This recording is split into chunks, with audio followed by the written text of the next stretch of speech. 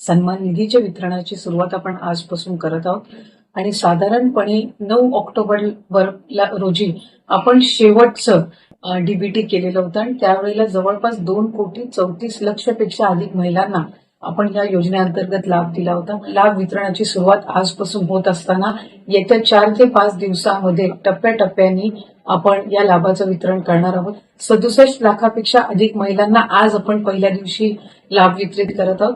असंच उद्या, परवा आणि आणखीन पुढचे 2 दिवस असे 4 दिवस रोज महिलांना लाभ वितरण करण्यात येईल आणि अशा पद्धतीनं 2,34,00,000च्या पुढच्या ज्या आहेत अशा पद्धतीनं आपण त्यांना लाभ वितरण करणार आहोत। त्यामुळे अधिकाधिक महिलांना हा जो सन्मान निधी आहे तो येत्या 3-4 दिवसाच्या कालावधीतच पोहोचणार आहे।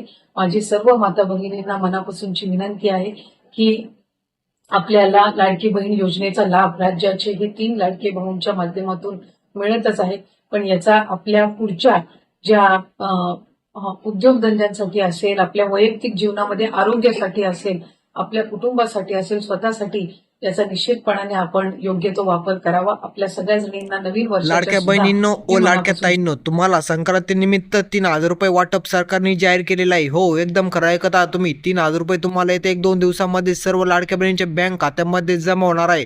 त्यासाठी तुम्हाला केवायसी करणे बंधनकारक आहे। जर तुमची केवायसी झाली असेल तर तुम्हाला 3,000 रुपये 100% भेटणार आहे। जर तुमची केवायसी कंप्लीट झाली नसेल तर तुम्हाला इथून पुढचे लाभ भेटणार नाही।